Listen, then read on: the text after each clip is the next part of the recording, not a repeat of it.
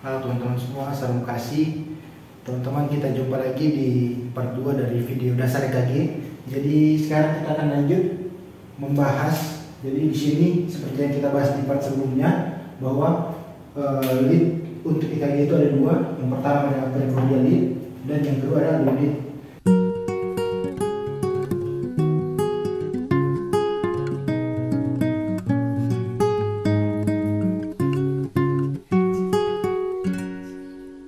Untuk precordial lead, dia memberikan gambaran potongan secara transversal, sedangkan untuk loop lead dia memberikan potongan secara koronal. Jadi akan tampak seperti ini. Ini potongan koronal, potong seperti ini. Sedangkan untuk loop lead ini saya berikan gambaran seperti ini, bagian posterior atau bagian vertebrae. Kemudian di sini ada tulang dada bagian depan. Oke. Sekarang kita akan bahas yang pertama, yaitu precordial lead. Nah, precordial lead yang memberikan gambaran seperti tadi, itu potongan transversal. Jadi di sini ada, saya anggap seperti ada jantung. Di sini jantung, ada atrium dexter, atrium sinister, ventricle dexter, dan ventricle sinister. Untuk tadi lead yang kita pelajari itu ada 6. Untuk precordial ada V1, V2, V3, V4, V5, dan V6. Jadi seperti ini. Ini adalah bagian septum jantung. Untuk V1 dan V2 kita akan sebut sebagai septal lead, septal. Kemudian untuk V3 dan V4 itu anterior, jadi bagian depan. Kemudian V5 dan V6 itu yang lateral. Kemudian kadang ditambahkan dengan V7, V8 dan V9, tapi itu jarang. Ini masuk di kelompok posterior atau belakang. Kita fokus untuk di sini saja. Kalau dia misalnya ini paling sering pada kasus STEMI, atau nanti kita akan bahas di part ketiga mungkin, atau yang keempat yang terakhir, itu ada penyakit STEMI atau ST elevasi myocard infarction. Misalnya dia pada pembacaan EKG yang V1 dan V2 dia mengalami STEMI, artinya dia STEMI di bagian septum. Yang mengalami infark atau iskemik atau kekurangan oksigen karena penyempitan pembuluh darah jantung adalah bagian septum, septal. Kemudian kalau dia V1 sampai V4 yang mengalami STEMI, berarti dia anteroseptal. Kalau dia sudah luas sampai V1 sampai V6, biasanya kita sudah bilang dengan anterolateral, luas. Oke, mungkin itu saja ya untuk precordial lead. Jadi ada septal, V1, V2, anterior itu V3, V4, dan V5, V6 itu lateral. Selanjutnya kita masuk ke dalam loop lead atau elektroda di ekstremitas. Elektroda ekstremitas dia memberikan gambaran secara koronal. Jadi potong seperti ini, potongan koronal atau potongan frontal. Jadi ini adalah gambar jantung. Saya tadi gambar tidak terlalu bagus, tapi ya kurang lebih seperti ini jantung. Jadi jantung kalau dalam rongga dada dia berada pada mediastinum, atau dalam bahasa Latin dia berasal dari kata in medias stans, artinya berdiri di tengah. Cuman posisinya itu sedikit maju dan sedikit ke kiri, sehingga memberikan gambaran seperti ini.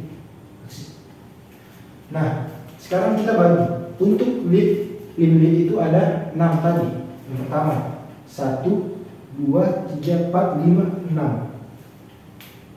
Jadi ada 1, 2, 3, 4, 5, 6. Ada 3.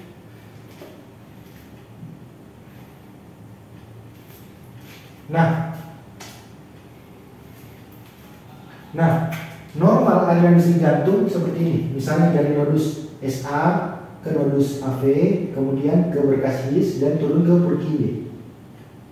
Jadi arah arus listrik itu, aksis positif itu selalu mengarah ke kurang lebih di lead 2. Jadi kalau di lead 2, seperti yang kita pelajari di part 1, lead 2 mengalami depolarisasi, maka paling sering lead 2 itu dia mengalami gelombang P yang gelombang P atau gelombang R, di mana itu dua-dua merupakan depolarisasi. Dia akan mengalami namanya defleksi positif. Itu normalnya kalau aksis menuju ke area yang normal, kurang lebih di 2, AVF 1 dan AVL. Itu nanti akan kita bahas di part berikutnya, itu syarat-syarat membaca EKG.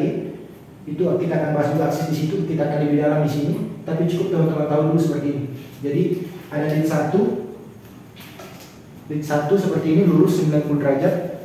lead 1, kemudian saya kurangi 30 ke atas, maka dia jadi AVL. Kemudian dari sini 0 derajat, saya turun 60 derajat, maka itu masuk di lead 2. Kemudian saya turun ke tengah, lurus ke bawah, inferior, itu AVF, AV foot, kaki lurus ke bawah, kemudian saya geser 30 derajat ke bawah sini, itu maka dia masuk di lead 3.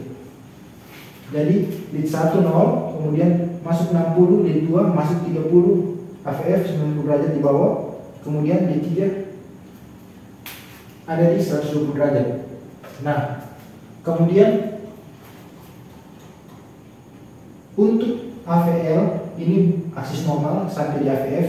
Kemudian kalau dia yang sudah tidak normal, justru biasa kita bilang bisa jadi dia namanya deviasi aksis ke kanan atau deviasi aksis ke kiri, dan ada namanya extreme axis deviation, itu sudah ke arah R, di mana ketika kita membaca EKG normal harusnya lead 2 atau lead yang normal WNC ini AVR 23 AVF itu dia deviasi positif di gelombang R-nya, sedangkan untuk AVR harus dia mengalami deviasi negatif karena depolarisasi adalah listrik menuju ke elektroda, tapi kalau dia depolarisasinya ke sini, maka dia mendekat ke AVR, berarti jantungnya itu sudah terbalik.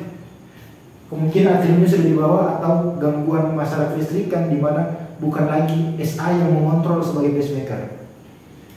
Mungkin ini saja yang kita pelajari di part ini. Ini harus lebih diperdalam dulu supaya nanti pada part ketiga kita akan mempelajari mengenai syarat membaca EKG langsung. Itu sudah lebih paham bagaimana cara pembacaan, terutama yang lead lead dan precordial lead. Jadi ada beberapa syarat membaca EKG, kita akan bahas di part 3. Kalau teman-teman ada yang ingin dipertanyakan, nanti kita lanjut saja di part yang ketiga, yaitu syarat-syarat EKG. Oke, terima kasih. Salam kasih.